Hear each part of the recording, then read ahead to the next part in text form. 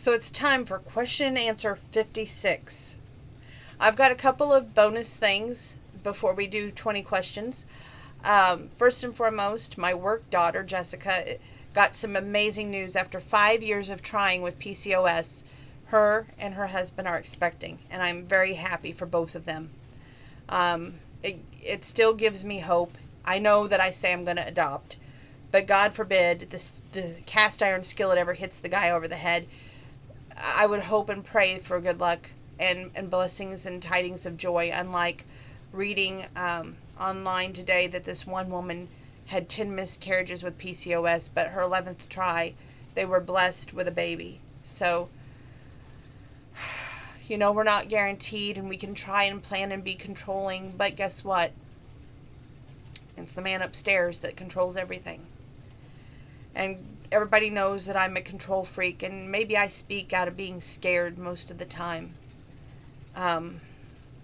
But I pray and I hope someday that if it's meant to be in a relationship, things work out, and that we can have children biologically. And am I scared to death? You bet I am. So, that's me being perfectly honest. Next, I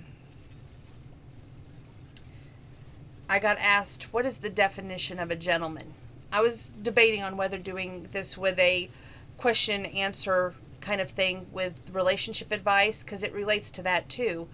But at the same time, it's a question that only I should answer because they want my opinion of what a gentleman details. Y'all know that I'm old-fashioned. So I was raised very traditionally, the old ways, and by that it's, everybody's raised differently, but the way I was raised and brought up was that a man is a gentleman, and he opens the doors, he waits on the lady to get out, he walks not in front of, not behind, but beside her, and he waits till she sits down before he sits down.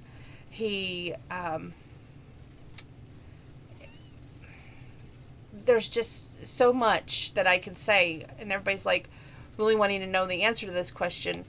I don't know why, but they say it's very important that I cover this question and my thoughts and my views. So we'll go there. And a gentleman also, I believe, whether it's a first date or the last date, he never sits down and he never discusses that woman with his buddies, because he's a man and he respects the lady in her, and he wants to be with this woman not just for one date, 2 dates, maybe more, but maybe a lifetime. He's got to treat her with respect. I also believe that a gentleman, when after the date is over, he's the first one to text her and go, thank you for the honor of giving me a date with you, and when can we see each other again? He doesn't wait for like 2 days down the road. He's anxious, he's excited, he takes that initiative and he runs with it. I also think that a gentleman should show respect and honor while in her company. And there's a great song by Blaine Larson that says, spoken like a man. And it's a dang good song. I think every man should be made to listen to that song. I also honestly will say,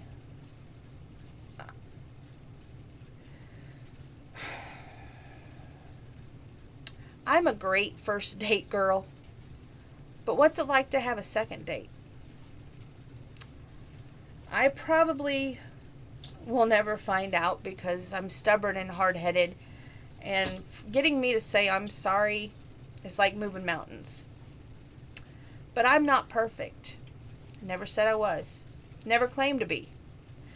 I may be the bombshell for the things that I say and do, which means my old costume pictures, which, have you seen me do one of those lately? No. I do Snapchat, yes.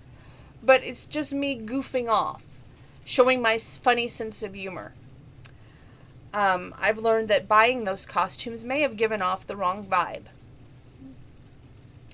Am I sorry about that? You bet I am. But what I'm more sorry about is not having faith in the relationship.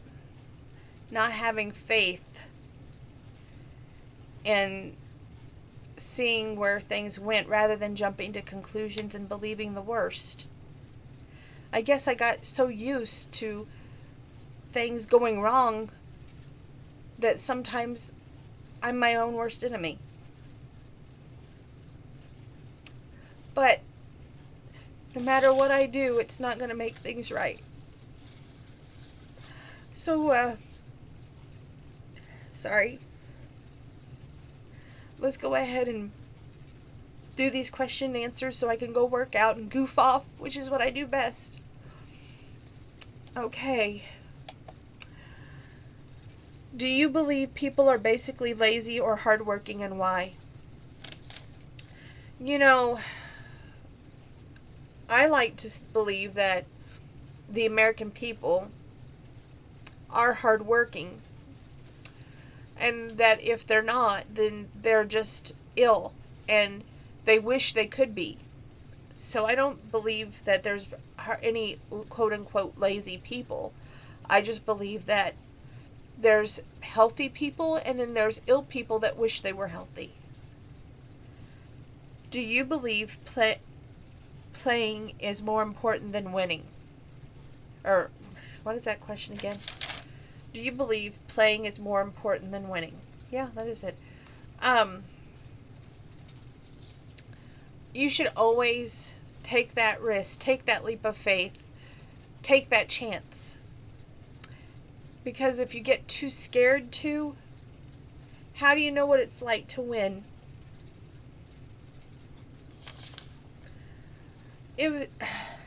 Is failure always bad and success always good? It depends on what failure is in. Some failures can be based on seeing how relationships work out for other people, that we get scared, that we think, okay, if that happened then, it'll happen now. And what's going to cause them to stay with me because I'm not a ravishing beauty? But some successes can be good too from failure. It makes you try harder. It makes you get courage to say I'm sorry and mean it.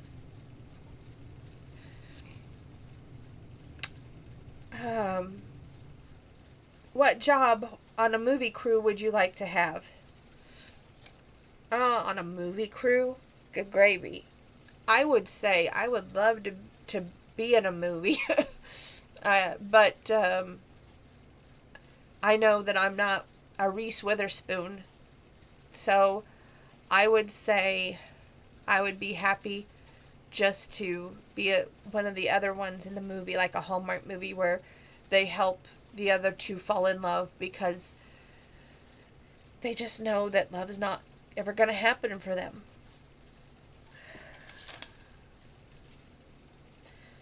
If you could hire a personal assistant, what would that job entail? Oh, let me tell you, if I could hire a personal assistant, that job would be right now to help me with housework while I'm working. Do the dishes, mop, do the bathroom cleaning, just those kind of things. Although I do enjoy those little menial tasks, there's times when my schedule doesn't allow that for me to have in my schedule. So just to have a little extra help would be great. If you were a mail carrier like your grandpa, what weather would bother you?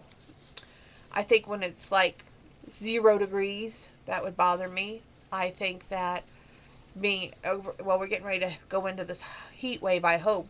We've had rain, and that, I know this rainy weather, what it's good for is mosquitoes.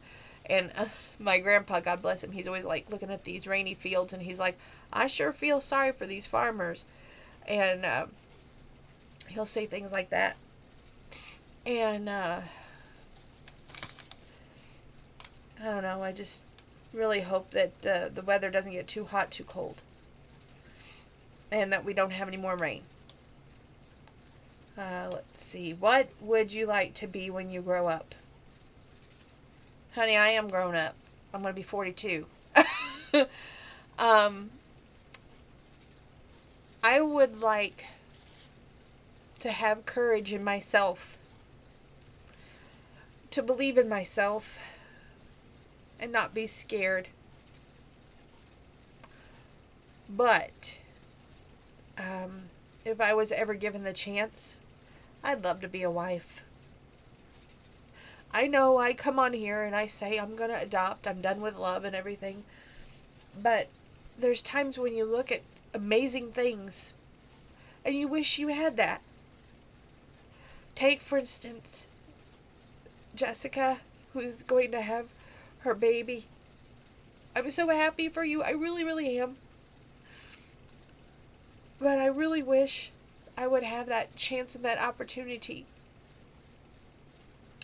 Not to be scared.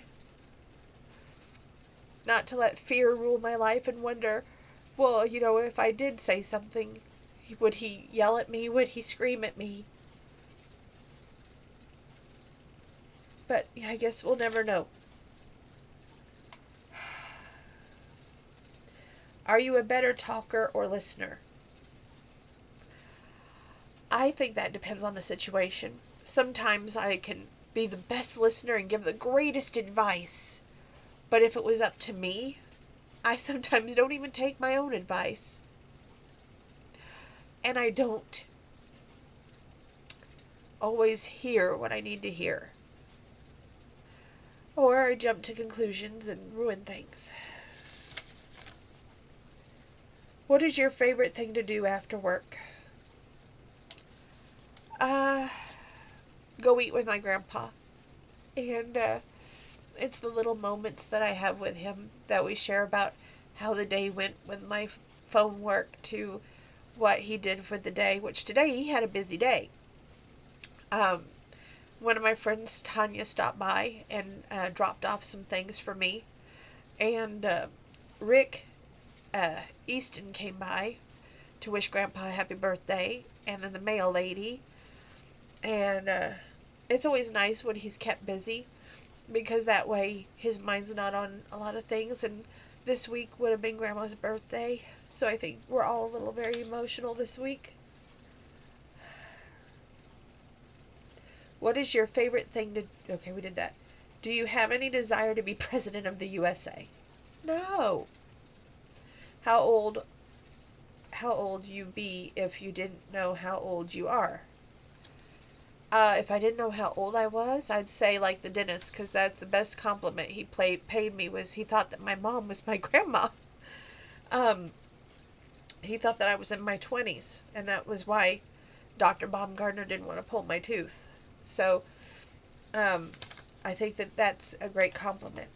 I would say in my 20s. If you won a shopping spree, which store would you invade and conquer? I like that question. I'm not a real fancy girl, or a high frills, high maintenance woman. I would probably say I like to thrift store shop, and I find the greatest things at thrift store. This tank top came from a thrift store. So I would probably say a thrift store and find the stuff that I need there. Do you have a unique birthday ritual? Oh goodness, is that coming up already? I would say not really. I mean, if you think about it, the past few years, there wasn't really anything special about it. It was just another day. If not, is there one thing you'd like to start on your birthday? I don't know what it would be. I would think, we had a cookout for Grandpa, and it was fun with our family there. and a few friends, which were like family. Um, I would like to do a get together. It didn't have to be a cookout, but a get together where we all could get together and just sit around and just shoot the breeze without feeling pressure of time or everybody having a schedule and getting back to their schedule. That would be nice. If you could have any celebrity come to your birthday party, whom would you choose, and what present do you think they would bring? If we're talking movies, Matthew McConaughey, Ryan Pavey, Gerard Butler. If we're talking country music, Easton Corbin, Chris Young. Um, Let me think of the other ones that I like. I can't even think. My mind went blank. um, Lee Brice. And the gift of their time is all that they would have to bring. Because I'm not a very materialistic person. Gifts are nice, but you don't have to have gifts to be happy. Uh, would you rather be younger, thinner, smarter, taller, or richer? Uh, it's funny in that. I would say if I was taller, I would be thinner. If I was smarter, I'd be richer. And would I be younger? Depends. I think I've learned from my experiences in the younger part. The thinner part, definitely. Smarter, oh yeah. Maybe I wouldn't make so many mistakes. Taller, that'd be nice. Richer, I wouldn't want to be richer, but I'd like to be a little bit more comfy than I am in my current financial situation. Do you play music while you get ready to go out? It depends on the situation.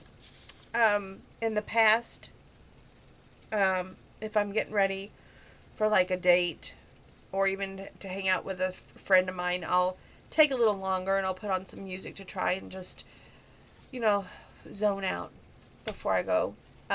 If I'm going out with Grandpa, I don't need no music to zone out to go with him because I won't even take time to put on makeup. I'll just get ready to go.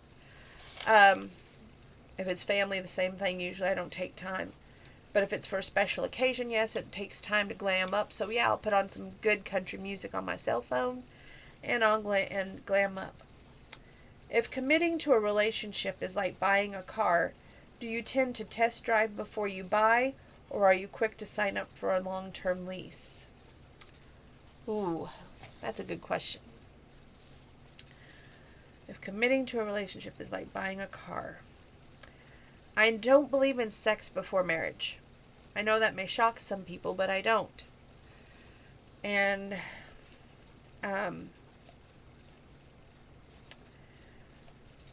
if I was to sign up for a long-term lease,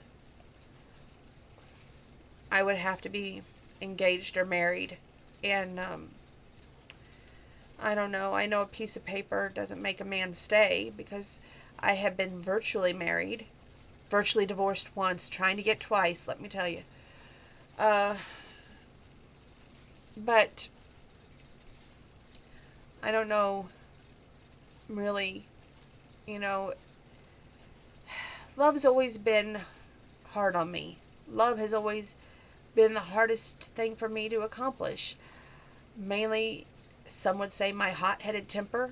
Some would say me jumping to conclusions, assuming the worst without giving the benefit of the doubt, believing the wrong people rather than believing the person I'm in the relationship with.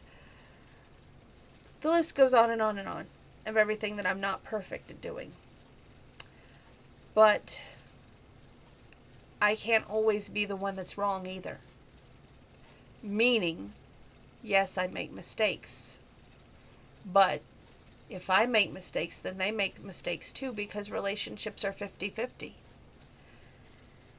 And I was talking with a guy friend of mine tonight, and he said, one thing about it, he says, it's not all you, it's not all your fault. In the past, Um, you know, granted, we weren't in a relationship ever together, but he was telling me, quote unquote, that doesn't take two wrongs to make one right. And that on his first date with his girlfriend, he says, yes, I knew she lived at home, and I knew that when I went to the door to go pick her up, Daddy Dearest would greet me. He goes, but I showed respect and honor for her. I went to that door. He says, I greeted her dad. And he goes, it wasn't too long. She came out, and we went on our date.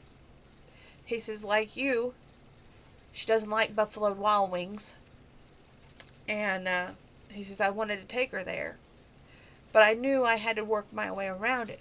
He goes, so what I did was show up to the house. I told her parents where we would be going while she was getting ready. I got the okay from the parents to take her there. He says, because I have to show respect for her since she still lives at home, and even though she's paying her parents' rent, he says, out of respect, I wanted their blessing.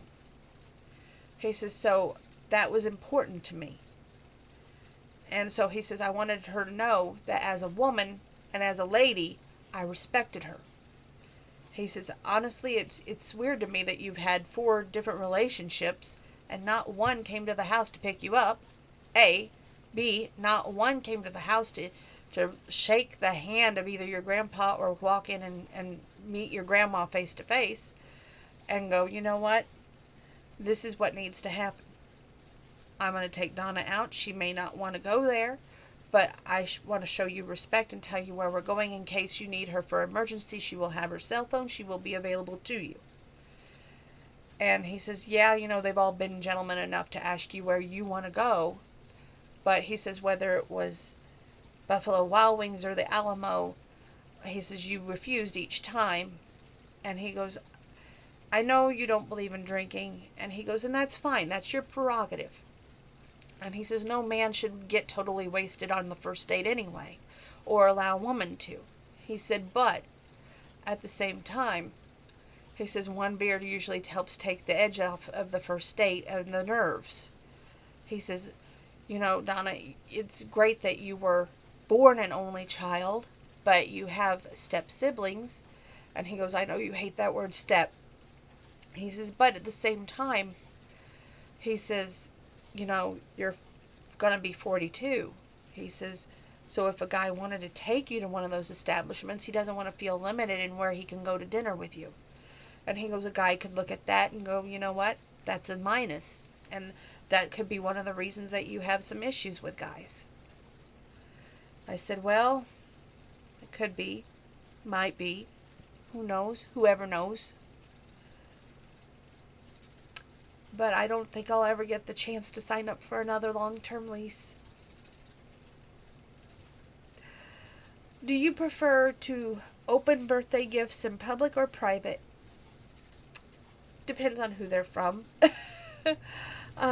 And if I have the heads up that I need to take it privately, which I've never really had anybody say you need to open this in private, so I would do it, but I wouldn't see why it would need to be necessary. But when you buy birthday presents, do you buy things you would like to, or do you buy things that the recipient would like? Good question. I do a little bit of both. Like for Grandpa's birthday that he just had, I got him a $5 deal lottery ticket, which he likes to scratch those. Deal or no deal. I got him a lotto ticket for the softball here in town because our neighbor was selling these softball tickets for $10. And each day in July they're going to be giving away a different amount of money. And then I got him some AmeriCal Division stuff, which was a t-shirt and a hat, playing cards, a writing pen, a cup, all with his insignia on it. We also went down to see Whispering Bill Anderson. I paid for the ticket. I paid for our meal. all four of our meals, which was my mom, Mackenzie, me, and Grandpa. And we had lanyards that I paid for. Bought Grandpa a shirt. So I try to do a little bit of what they want, but yet a little bit of flavor from me. The next birthday we have coming up is my niece Taylor. She's requested gift cards, which I will do a gift card, yes, but there'll be a little flavor from me too, because by that I mean I'll make it unique where I get something that I know she would use and something fun, because I am her aunt after all. And I want her to have something that shows my sense of humor, yet my style ability, or whatever you would call it. But something like that. If you were presented with a giant birthday cake, who would you be thrilled to see jump out of it? Many people would probably say a celebrity or a singer. And my romantic heart has its own wish. And wishes don't come true if you don't speak them. Or if you speak them. So, I'm just going to leave it at that. It'll probably never happen. And that's that. You know, getting older, you get a lot of time to think. You get a lot of time to process the good, the bad, the ugly of your life.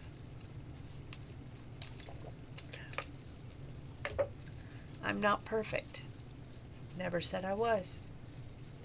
Have I made mistakes? You bet I have. Would I like to go back and fix them? More than anything in this world. Sometimes we get that chance and sometimes we don't. If it meant living forever alone, I wouldn't want that. You know, I heard that Dog the Bounty Hunter's wife is in a medically induced coma, and my thoughts and prayers out to the Chapman family. But I would be so unhappy with myself because I cheated myself so many times. With Mike, he had to put up with me for 8.5 years. And I guess the easy part of it was, after we would log off, or after we got off the phone, or even texted, he didn't have to put up with me after that part. And being in a relationship, it's not easy. It's hard work. You have to deal with that person on a daily basis. You have to be able to put up with their good days and their bad days and their medium days. And with my PCOS, it makes it 10 times worse.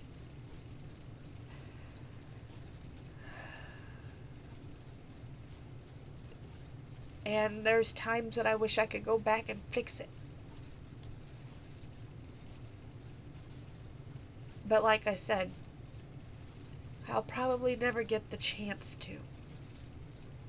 And I'm so sorry.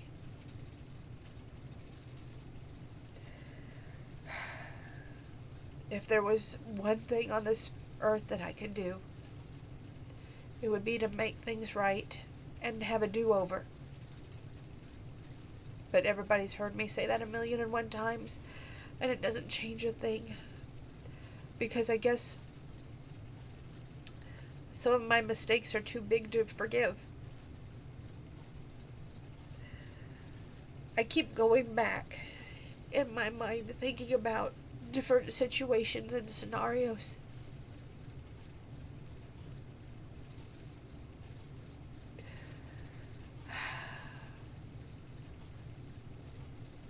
And a lot of guys have had to pay for a lot of mistakes that happened throughout my life. And I'm so sorry for that. I really am.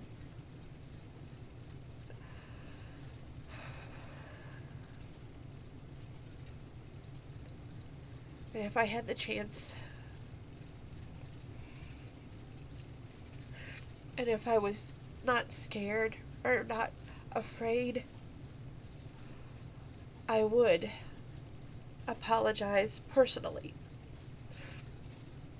But you see, there's this little thing called past where it scares the hell out of you. Because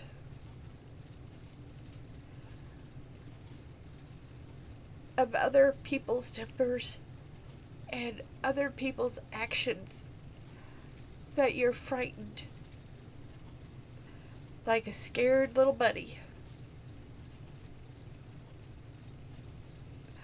And sometimes those scared little bunnies don't get to experience life.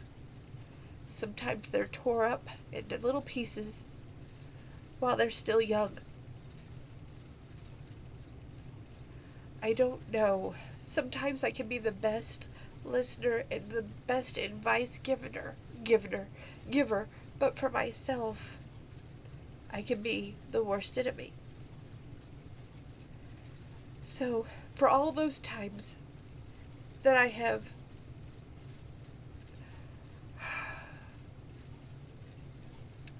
jumped to conclusions, assumed the worst, believed somebody else rather than the guy that I was in the relationship with, and didn't give the benefit of the doubt,